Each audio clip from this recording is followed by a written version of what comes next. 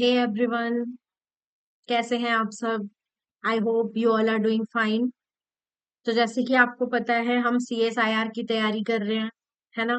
Unit 5 को हम लोगों ने स्टार्ट कर दिया है, जिसमें हमने काफी चीजें अब तक कवर कर ली हैं। बेसिक्स कवर कर लिया है, स्टेम सेल्स को हमने यहाँ पर पूरी तरीके से पढ़ लिया है। ठीक है। अब हम यहाँ पर आज कुछ नया चीज स्टार्ट करने जा रहे हैं। आज हम साथ के साथ यूनिट 5 के साथ साथ हम यूनिट 6 को भी यहाँ पर अब स्टार्ट कर रहे हैं। और आपको पता है यूनिट 6 क्या है? Plant physiology. ठीक है। और मैं आपको बता दूं, बहुत ज्यादा इंपॉर्टेंट यूनिट है, बहुत ज्यादा। यहाँ से CSIR में भी कम से कम 40 से 45 मार्क्स का पेपर आराम से आपको देखने को मिल जाता है। और अगर आप किसी और सेट की भी तैयारी कर रहे हैं, मान लीजिए राजस्थान सेट की या जम्मू कश्मीर सेट की, कहीं की भी अगर आपने कोई भी सेट का एग्जाम भी आपको देना है, उसका भी फॉर्म आपने भरा है, तो वहां भी ये सब आपको काम आएगा।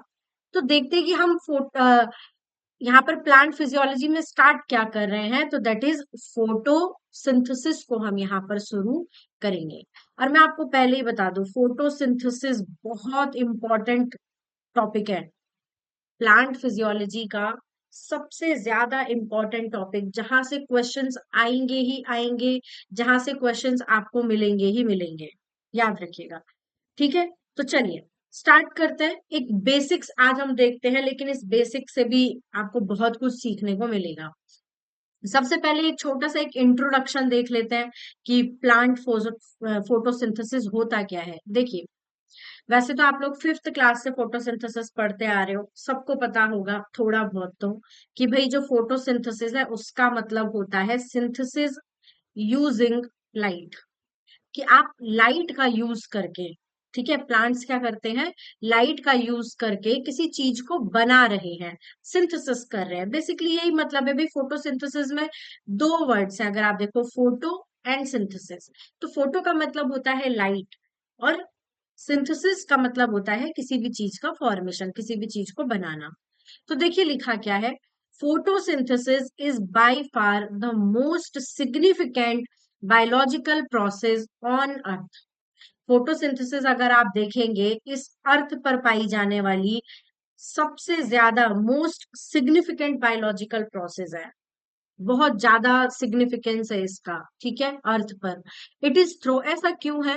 क्योंकि इस फिनोमिना से मिलता क्या है, all the useful organic matter available on earth has been produced। ये जो फोटोसिंथेसिस है, ये एक ऐसा फिनोमिना है जिसके दौरान क्या बन के तैयार होता है, सबसे ज्यादा यूजफुल ऑर्गेनिक मैटर हमको यहाँ से मिलता है। ऑर्गेनिक मैटर मतलब कार्बन बेस्ड जो कंपाउंड्स होते हैं, जैसे कि कार्बोहाइड्रेट्स हो गए, ठीक है। इवन अगर आप देखें, ग्लूकोज हो गया, ठीक है, सेल्यूलोज है, ये सारी चीजें कहाँ से बन रही हैं, यहीं से ही मिलती हैं आपको। ठीक है। Photosynthesis is not a monopoly of green plants, but it is also occurs in cyanobacteria and photosynthetic bacteria. Photosynthesis, ऐसा मत सोचिए कि केवल ग्रीन प्लांट्स में ही फोटोसिंथेसिस चलती है, केवल प्लांट्स ही अपना खाना खुद बनाते हैं। साइनोबैक्टीरिया में भी ये प्रोसेस चलती है। साथ के साथ जो आपके बैक्टीरिया होते हैं, कुछ बैक्टीरिया भी ऐसे होते हैं जो फोटोसिंथेसिस परफॉर्म करते हैं, अपना खाना खुद बनाते हैं। ठीक है। The overall process whereby plants, algae and prokaryotes directly use light energy to synthesize organic compounds from CO2 is called photosynthesis।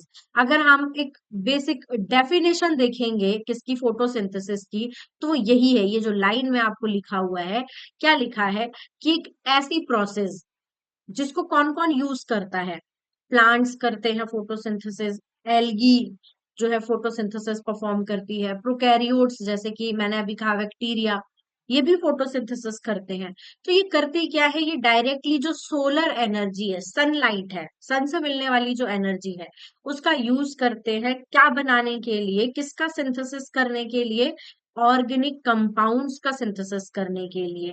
और कहाँ से करेंगे, किस चीज का यूज करेंगे इसके लिए, CO2 का। ठीक है। इसीलिए हमारा जो केमिकल रिएक्शन है वो क्या है, कि भाई कार्बन डाइऑक्साइड को लेते हैं प्लांट्स, ठीक है, साथ में वाटर का यूज करते हैं और लाइट की प्रेजेंस में क्या बना के तैयार कर देते हैं, एक organic molecule, that is glucose, C6H12O6। तो CO2 का यूज करके हम क्या बना रहे हैं, C6H12O6 बनाते हैं। It is an anabolic process. अब देखिए ये एक एनाबॉलिक, एनाबॉलिक का मतलब क्या होता है कि कुछ बन रहा है। एक तो होता है आपका कैटाबॉलिक, कैटा मतलब होता है कैटालिसिस, टूटना। ठीक है, तो ये कैटाबॉलिक प्रोसेस नहीं है, यहाँ पे कुछ टूट नहीं रहा है, बल्कि यहाँ पर एक चीज बन रही है, दैट इज C6H12O6। तो इसीलिए इसको हम क्या कहते हैं, एनाबॉलिक प्रोसेस कहते हैं। और ये एक तरीके की एंडरगोनिक प्रोसेस है। एंडरगोनिक मतलब जिसको की एनर्जी चाहिए होती है। देखो कुछ तो केमिकल रिएक्शंस ऐसी होती हैं जो एनर्जी को प्रोड्यूस करती हैं, तो उनको हम एक्सर्गोनिक प्रोसेस बोलते हैं, कि यहाँ से एनर्जी निकल रही है, रिलीज हो रही है। लेकिन ये जो फोटोसिंथेसिस है, इसे एनर्जी चाहिए होती है, तो इसीलिए ये एक कैसी प्रोसेस है, एंडरगोनिक प्रोसेस। तो आई होप यहाँ से आपको क्या क्या नया सीखने को मिला होगा, कि एक तो ये एंडरगोनिक प्रोसेस है, एनाबॉलिक प्रोसेस है। ठीक है, उसके अलावा ये प्लांट्स के साथ साथ फोटोसिंथेटिक बैक्टीरियाज में भी चलती है, साइनो बैक्टीरिया जो आपके ब्लू ग्रीन एल्गी होती है, उनमें भी देखने को मिलती है। ठीक है, चलिए आगे बढ़ते हैं। आगे देखिए, photosynthesis is a biological oxidation reduction process. अब ये किस टाइप की प्रोसेस है, ये एक ऑक्सीडेशन रिडक्शन प्रोसेस है। इसमें आपको क्या देखने को मिलेगा, ऑक्सीडेशन भी देखने को मिलेगा, रिडक्शन भी देखने को मिलेगा।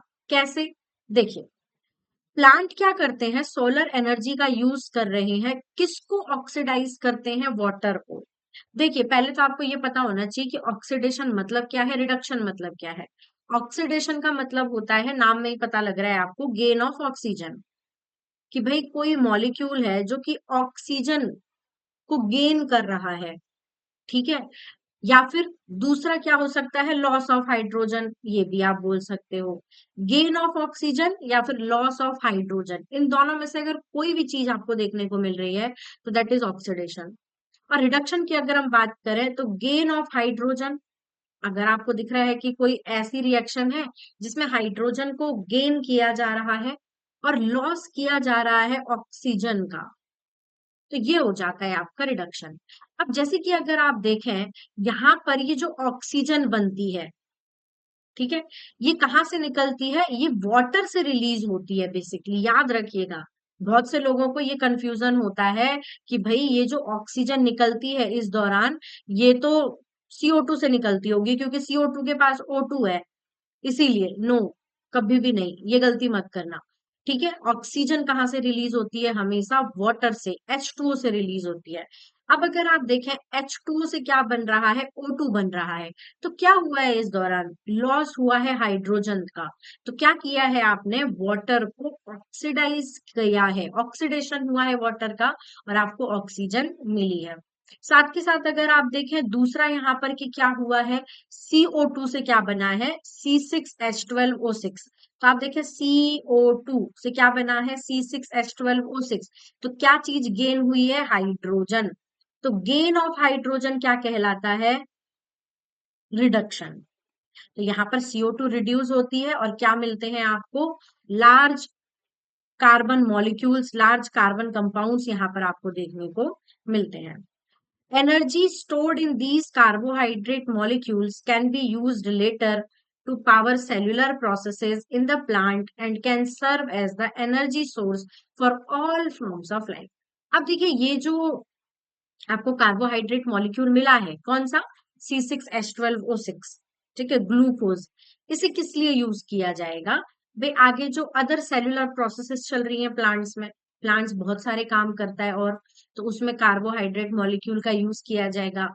इसके अलावा लाइफ में जितनी भी फॉर्म्स हैं, आप भी हैं, हम भी हैं, जो भी है, ह्यूमंस हैं चाहे एनिमल्स हैं, अगर आप देखें हम सब भी तो प्लांट्स पे ही डिपेंडेंट है। तो हमारे लिए भी एज एन एनर्जी सोर्स कौन काम करता है, प्लांट ही तो करता है। ठीक है, क्योंकि बनाने वाला तो सिर्फ प्लांट ही है, हम सब तो कंज्यूमर्स हैं। भाई जब हम लोग इकोलॉजी पढ़ते हैं, इकोलॉजी में हम पढ़ते हैं कि प्रोड्यूसर कौन है, बनाने वाला कौन है, तो हम कहते हैं प्लांट्स है। हम किस कैटेगरी में आते हैं? कंज्यूमर की कैटेगरी में, जो उसी पे डिपेंडेंट है, उसे कंज्यूम कर रहे हैं।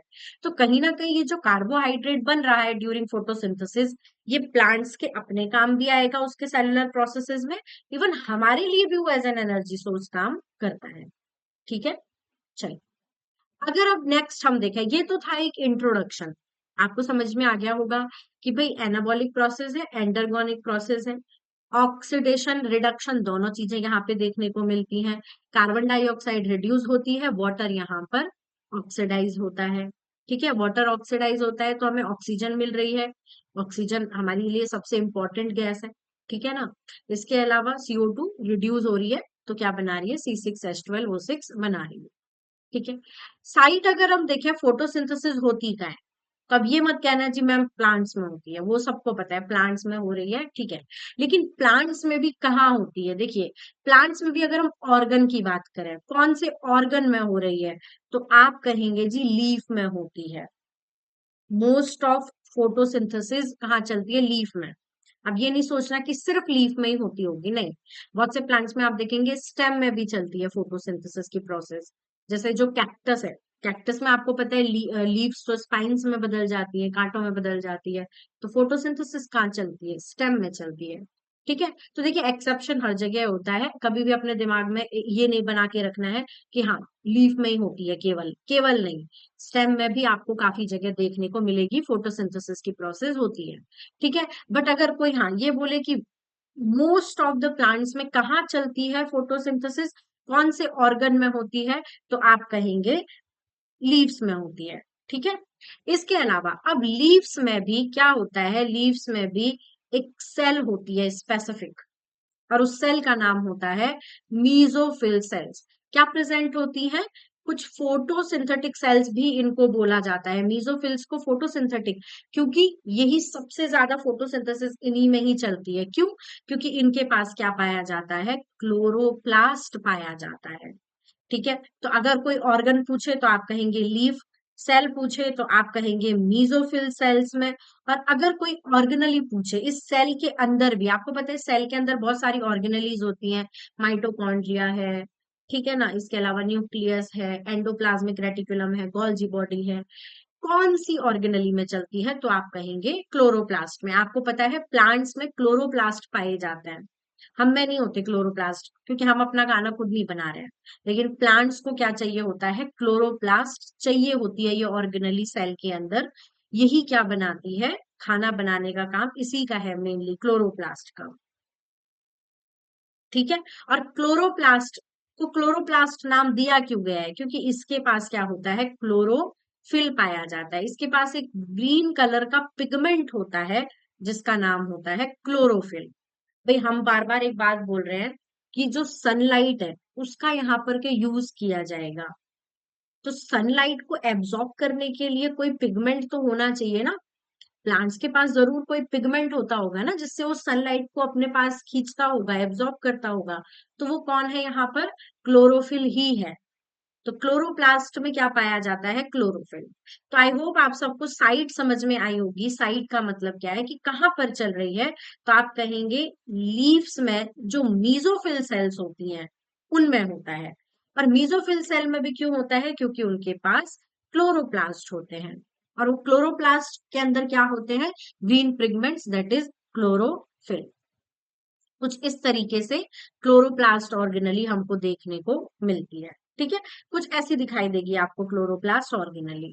चलिए आगे देखिए, in photosynthesis the plant uses, ये वही लाइन लिखी हुई है जो अभी तक हम पढ़ते आ रहे हैं कि प्लांट सोलर एनर्जी का यूज करता है, वाटर को ऑक्सीडाइज करता है, ऑक्सीजन को रिलीज करता है, कार्बन डाइऑक्साइड को रिड्यूस करता है, और क्या बनाता है? Large carbon compounds, primarily sugar बनाता है।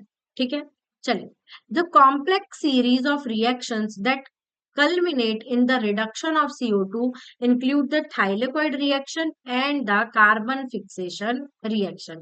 अब यहाँ पर क्या बोला गया है कि ये जो कॉम्प्लेक्स सीरीज आप देख रहे हो रिएक्शंस की, देखो फोटोसिंथेसिस इतना इजी नहीं है, अपने दिमाग में ये नहीं रखना कि हाँ जी CO2 और H2O ने आपस में जो है कंबाइन किया और बना के दे दिया C6H12O6। नहीं, बिल्कुल भी इस गलत फहमी में मत रहना। बहुत लंबी चौड़ी रिएक्शंस यहाँ पर चलती हैं। फोटोसिंथेसिस में बहुत सारी रिएक्शंस आपको देखने को मिलती हैं अंदर ही अंदर। ये तो एक ओवरऑल रिएक्शन है, ये जो आपको देखने को मिलती है ना ये वाली, ये तो एक ओवरऑल रिएक्शन है जो आपको दिखा दी गई है कि हाँ इतना इतना O2 मिल जाएगा, वाटर मिल जाएगा, ग्लूकोज मिल जाएगा, लाइट का यूज हो जाएगा, क्लोरोफिल जो है लाइट को एब्जॉर्ब कर लेगा। लेकिन फोटोसिंथेसिस कोई इतनी छोटी सी चीज नहीं है जो इसमें खत्म हो जाती है। ठीक है, फोटोसिंथेसिस सीरीज है रिएक्शंस की, बहुत सारी केमिकल रिएक्शंस आपको देखने को मिलती हैं।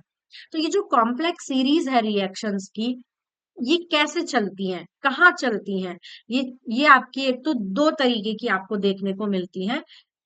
चलिए हम एक बार पहले मैं आपको यही बता देती हूँ। देखिए, जो आपका फोटोसिंथेसिस है, फोटोसिंथेसिस में दो टाइप की रिएक्शंस आपको मेनली देखने को मिलती हैं, मेजर जिनको हम बोलते हैं।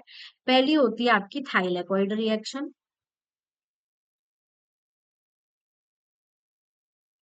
और दूसरी होती है यहाँ पर हमारी कार्बन फिक्सेशन रिएक्शन।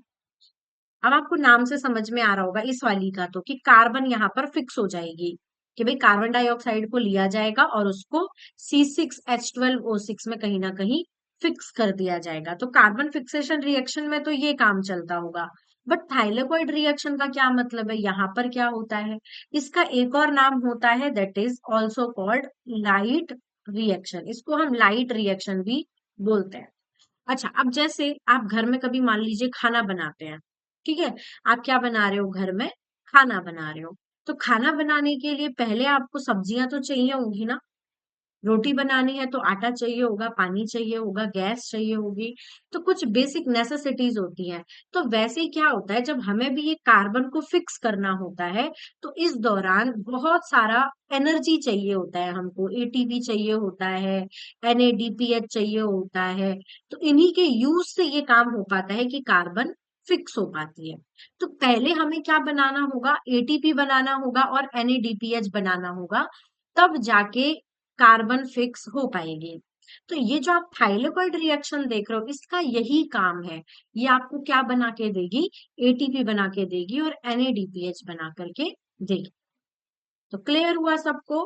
तो यहाँ पर वही लिखा हुआ है कि ये जो रिएक्शंस चल रही हैं फोटोसिंथेसिस की, ये यहाँ पर क्या क्या, यहाँ पर कौन सी रिएक्शंस इंक्लूड करती है, thylakoid reactions and the carbon fixation reaction.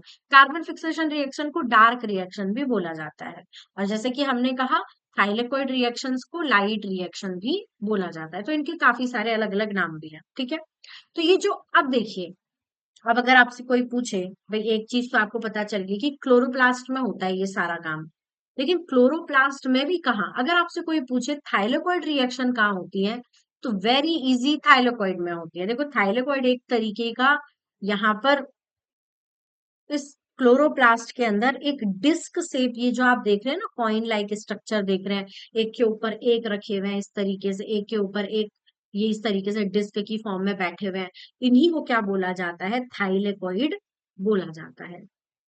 ठीक है, तो इस तरीके से ये थाइलेकॉइड की मेम्ब्रेन होती है यहाँ पर।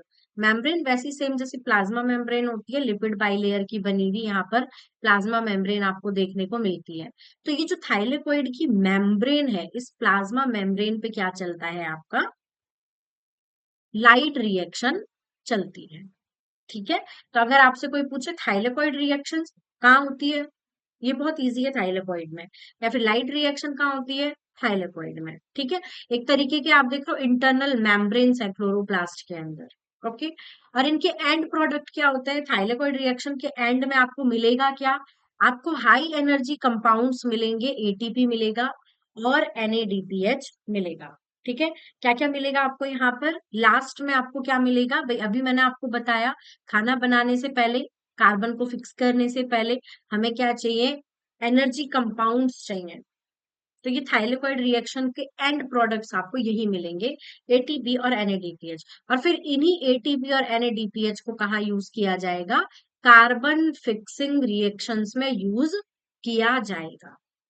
ठीक है, अब कोई पूछे ये जो कार्बन फिक्सेशन रिएक्शंस है ये कहाँ होती है, चलो थाइलेकॉइड तो आपने बता दिया जी, थाइलेकॉइड में चलता है। ठीक है, लाइट रिएक्शंस आपने बता दी थाइलेकॉइड में हो रही हैं, जो ये डिस्क लाइक जो आप देख रहे हो, ये कहाँ चल रही है? कार्बन फिक्सेशन रिएक्शंस कहाँ हो रही है? तो आप कहेंगे स्ट्रोमा में चलती हैं।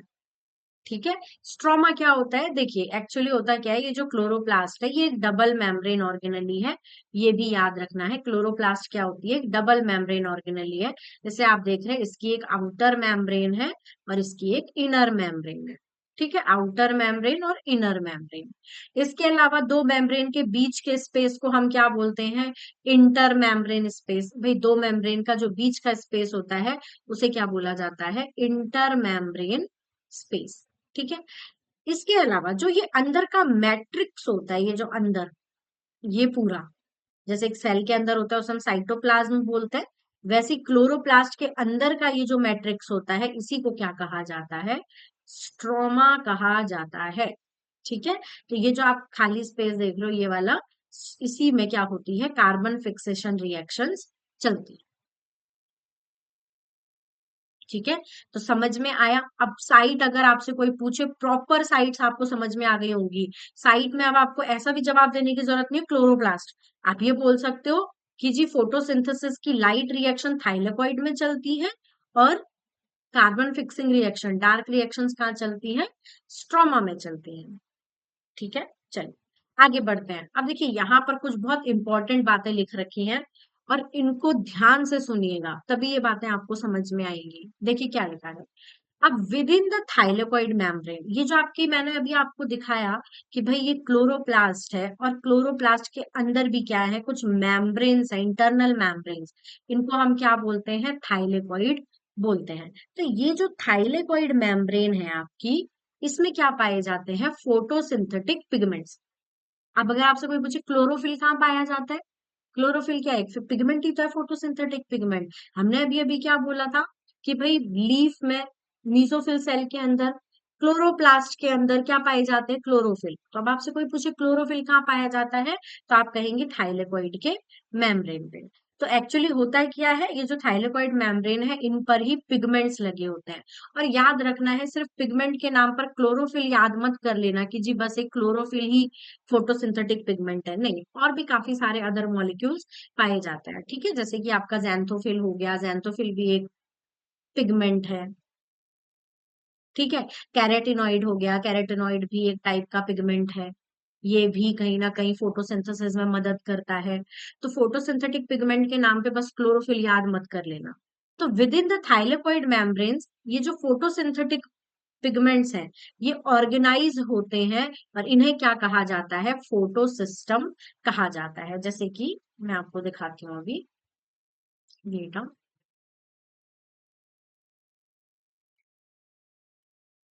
जैसे मान लीजिए मैं आपको पूरा सिनेरियो दिखाती हूँ। ये एक लीफ है इस तरीके से। ठीक है, इस लीफ के अंदर ये एक मीजोफिल सेल है। ठीक है, इस मीजोफिल सेल के अंदर ये रही हमारी क्लोरोप्लास्ट ऑर्गेनली। मैं ये इसलिए कर रही हूँ ताकि आपको बिल्कुल भी कंफ्यूजन ना रहे। ठीक है, और ये रही इस क्लोरोप्लास्ट ऑर्गेनली के अंदर हमारा थाइलेकॉइड मेम्ब्रेन। ठीक है, ये हमारी थाइलेकॉइड मेम्ब्रेन। ठीक है, और इसी थाइलेकॉइड मेम्ब्रेन पे क्या पाए जाते हैं? फोटोसिंथेटिक पिगमेंट्स पाए जाते हैं। एक सेकेंड, ये देखिए, इसी में क्या प्रेजेंट होते हैं यहाँ पर? Photosynthetic pigments like chlorophyll, carotenoid, xanthophyll, और भी काफी सारी चीजें यहाँ पर। क्लोरोफिल भी टाइप्स होते हैं, क्लोरोफिल ए, क्लोरोफिल बी। तो ये इस तरीके से क्या होते हैं? एकजुट होके बैठे रहते हैं। इस तरीके से एकजुट होके ऐसे बैठे रहते हैं। और ये क्या बनाते हैं? इन्हें क्या बोला जाता है जब ये इस तरीके से ऑर्गेनाइज होते हैं? इन्हें कहा जाता है फोटो सिस्टम्स। क्या कहा जाता है इन्हें? Photo systems. तो वही लिखा हुआ है कि जो फोटोसिंथेटिक पिगमेंट्स होते हैं थाइलेकॉइड मेम्ब्रेन पे, ये एक नेटवर्क की तरह ऑर्गेनाइज रहते हैं और इन्हें क्या बोलते हैं? फोटो सिस्टम्स बोलते हैं। और इनका काम क्या है? लाइट से आने वाले जो फोटॉन्स हैं उनको कैप्चर करना। भाई लाइट को कैसे एब्जॉर्ब करोगे, लाइट में जो फोटॉन्स हैं उनको कैप्चर किया जाएगा। ठीक है, तो ये जो डिफरेंट डिफरेंट फोटोसिंथेटिक पिगमेंट्स हैं, ये अलग अलग वेवलेंथ वाले फोटॉन्स को यहाँ पर कैप्चर करते हैं। In the chloroplast, light energy is converted into chemical energy by two different photosystem। और ये फोटोसिस्टम सिर्फ एक नहीं होता, यहाँ पर दो फोटोसिस्टम एक के बाद एक लगे होते हैं। जैसे मान लीजिए ये मैंने थाइलेकॉइड की मेम्ब्रेन बनाई, तो एक फोटोसिस्टम यहाँ पर होगा और एक फोटोसिस्टम यहाँ पर होगा, और ये दोनों फोटोसिस्टम मिलकर क्या करते हैं, लाइट एनर्जी को, ये जो लाइट एनर्जी को जो एब्जॉर्ब किया जा रहा है उसे किस में कन्वर्ट कर देते हैं, केमिकल एनर्जी में कन्वर्ट कर देते हैं। ठीक है, चलिए आगे बढ़ते हैं। वेट, एक बार इसको मैं रिमूव कर दूं।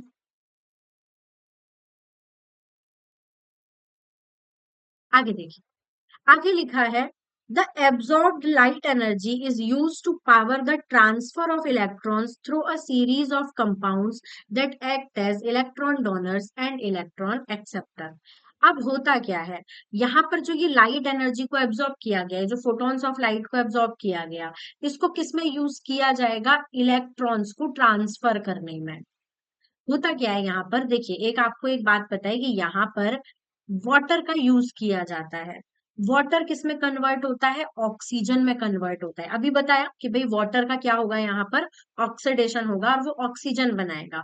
तो साथ में इस दौरान क्या होता है, हाइड्रोजन भी रिलीज होते हैं, ठीक है, और प्लस इलेक्ट्रॉन्स भी यहाँ से रिलीज होते हैं। तो वाटर हमें क्या प्रोवाइड करता है, ऑक्सीजन के साथ साथ हाइड्रोजन, जिसको हम यहाँ पर प्रोटॉन्स भी बोलते हैं, प्रोटॉन्स भी हमें प्रोवाइड करता है और साथ के साथ हमको इलेक्ट्रॉन्स भी देता है। अब क्या होता है, ये जो लाइट एनर्जी को हमने कैप्चर किया फोटोसिंथेटिक पिगमेंट्स ने, वो इस इलेक्ट्रॉन को क्या करेगा, एक चैन बनाएगा इस इलेक्ट्रॉन की, जैसे हम बोलते हैं ना इलेक्ट्रॉन ट्रांसफर चैन, तो वही यहाँ पर चलाएगा। कैसे, मान लो कि भाई यहाँ से इलेक्ट्रॉन दिया गया किसी एक मॉलिक्यूल को, एक्स को, फिर एक्स ने ये मॉलिक्यूल दिया वाई को, वाई ने ये मॉलिक्यूल दिया जेड को। तो इस तरीके से ये इलेक्ट्रॉन एक्सेप्टर बना, फिर इसने इलेक्ट्रॉन इसको दिया, ये इलेक्ट्रॉन एक्सेप्टर है, अब नेक्स्ट इलेक्ट्रॉन एक्सेप्टर ये है। तो इस तरीके से यहाँ पे इलेक्ट्रॉन डोनर और एक्सेप्टर की एक सीरीज यहाँ पर चलती है, और इलेक्ट्रॉन को क्या किया जाता है, आगे आगे आगे आगे ट्रांसफर किया जाता है। तो अब एक बार फिर से आप इस लाइन को एक बार फिर से पढ़िए, आपको समझ में आएगी कि भाई जो एब्जॉर्ब लाइट एनर्जी है उसको किस में यूज किया जाता है, इलेक्ट्रॉन्स को ट्रांसफर करने में। कैसे, through a series of compounds. यहाँ पर क्या होते हैं, कुछ कंपाउंड्स होते हैं, मॉलिक्यूल्स होते हैं, वो क्या करते हैं, इलेक्ट्रॉन को आगे देते हैं, आगे वाला उसे एक्सेप्ट करता है, फिर वो आगे देगा, फिर उसे एक्सेप्ट किया जाएगा। तो ऐसी एक सीरीज यहाँ पर चलती रहती है। ठीक है, और मेजोरिटी में इलेक्ट्रॉन्स आपको मिलते कहाँ से हैं, H2O से। अभी मैंने आपको बताया वाटर क्या करेगा, ऑक्सीजन में जब कन्वर्ट होगा तो उस दौरान प्रोटॉन्स प्लस इलेक्ट्रॉन्स दोनों चीजें आपको देगा। तो इलेक्ट्रॉन्स आप कहाँ से निकाल रहे हो, कहाँ से एक्सट्रैक्ट कर रहे हो, वाटर से। ठीक है, और अल्टीमेटली लास्ट में फिर इस इलेक्ट्रॉन का क्या किया जाता है, ये इलेक्ट्रॉन दे दिया जाता है NADP प्लस को, और साथ में इसको एक प्रोटॉन भी दिया जाएगा। तो ये किस में कन्वर्ट हो जाएगा, NADPH में ये कन्वर्ट हो जाता है। तो लास्ट में किसको रिड्यूस किया जाता है, NADP प्लस को। अभी हमने कहा हमें ATP चाहिए, NADPH चाहिए, तो इसी तरीके से NADPH बनता है। ठीक है, इलेक्ट्रॉन ट्रांसफर करके। अच्छा, अगर अब हम एटीपी की बात करें, ये तो हमने NADPH पढ़ लिया भाई, NADPH कुछ इस तरीके से बन के तैयार होता है। एटीपी कैसे बनता है, तो ये जो लाइट एनर्जी है इसका ही यूज हम किस में करते हैं, एटीपी के सिंथेसिस में। पहले क्या होता है, हम एक प्रोटॉन मोटिव फोर्स जनरेट करते हैं अक्रॉस द थाइलेकॉइड मेम्ब्रेन, और फिर वो जो प्रोटॉन मोटिव फोर्स है उससे क्या होता है, एटीपी सिंथेसाइज होता है। चलिए आपको समझाते हैं जरा ये लाइन क्या बोल रही है। यहाँ पे थोड़े भारी भरकम से शब्द आ गए हैं, प्रोटॉन मोटिव फोर्स आ गया, ठीक है ना। अब ये देखिए यहाँ पर एक्चुअली होता क्या है, जैसे मान लीजिए ये रही आपकी थाइलेकॉइड की एक मेम्ब्रेन, ऐसे बैठे होते हैं ना एक के ऊपर एक करके ऐसे लगे होते हैं थाइलेकॉइड्स। तो ये मैंने बनाई थाइलेकॉइड की मेम्ब्रेन। यहाँ पर आपके दो फोटो सिस्टम्स हैं, ठीक है, जिनमें फोटोसिंथेटिक पिगमेंट्स ऑर्गेनाइज्ड है नेटवर्क की फॉर्म में। यहाँ पर बहुत सारे पिगमेंट्स यहाँ पर मौजूद हैं, जिनका काम क्या है, फोटॉन्स को कैप्चर करना। फिर क्या होता है, यहाँ पर इलेक्ट्रॉन ट्रांसपोर्ट चैन चलती है, इससे इसको दिया जाता है, इससे इसको दिया जाता है। लास्ट में हमने क्या बोला, NADP प्लस को इलेक्ट्रॉन दिया जाएगा और उसे क्या बनवा दिया जाएगा, NADPH। तो आप देख रहे हो यहाँ पर हमने एक और बात करी कि भाई H2O से हमें ऑक्सीजन मिलती है, प्लस यहाँ पर प्रोटॉन्स निकलते हैं। तो आप देख सकते हो यहाँ पर प्रोटॉन्स क्या हो जाते हैं, ये जो नीचे थाइलेकोइड का जो ल्यूमन है, ये जो खाली वाली जगह है, ल्यूमन है थाइलेकोइड का, यहाँ पर क्या होता है, प्रोटॉन्स की अमाउंट हाई हो जाती है। लेकिन वही अगर आप यहाँ बाहर देखोगे, स्ट्रोमा, ये बाहर स्ट्रोमा है ना एक तरीके से, ठीक है, तो स्ट्रोमा में क्या होता है, प्रोटॉन की अमाउंट लो होती है। तो यहाँ पर प्रोटॉन की अमाउंट हाई है, यहाँ पर प्रोटॉन की अमाउंट बहुत ज्यादा लो है। तो इसकी वजह से क्या होता है, प्रोटॉन मोटिव फोर्स यहाँ पर जनरेट होता है। भाई क्या देखने को मिल रहा है, हाई कॉन्सेंट्रेशन और इधर की तरफ क्या है, लो। भाई आपका थाइलेकोइड का ल्यूमेन है, यहाँ पर प्रोटॉन की कॉन्सेंट्रेशन हाई है, और वहीं यहाँ स्ट्रोमा में प्रोटॉन की कॉन्सेंट्रेशन लो है।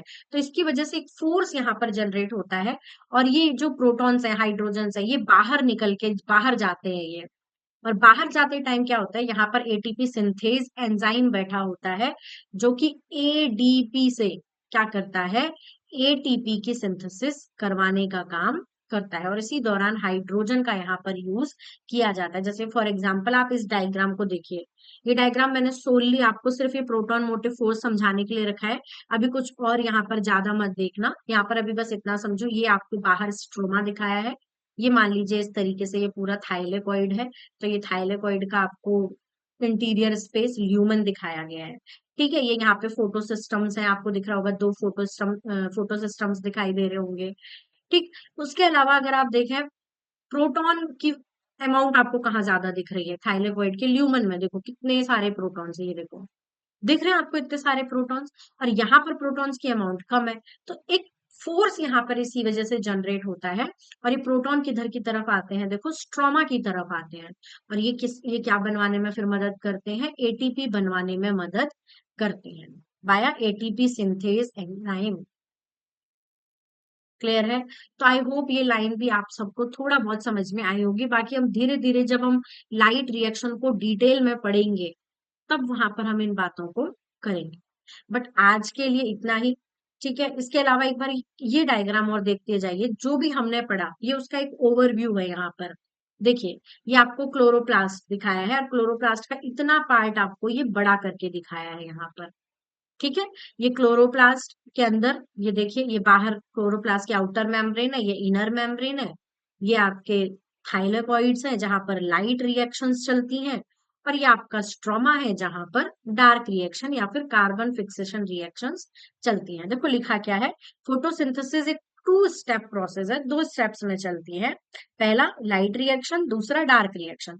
लाइट रिएक्शंस में क्या होता है, सोलर एनर्जी को एब्जॉर्ब किया जाता है बाय क्लोरोफिल मॉलिक्यूल। सबसे पहले क्या होगा, भाई जो यहाँ पर ये थाइलेकॉइड की मेम्ब्रेन पर क्या बैठे हुए हैं, क्लोरोफिल मॉलिक्यूल्स बैठे हुए हैं, या फिर अदर भी जो फोटोसिंथेटिक पिगमेंट्स बैठे हुए हैं, ये क्या करते हैं, सोलर एनर्जी को एब्जॉर्ब करते हैं, और फिर इससे क्या हम बनवाते हैं, एटीपी को हम बनवाते हैं। देखो एटीपी का सिंथेसिस यहाँ पर होता है।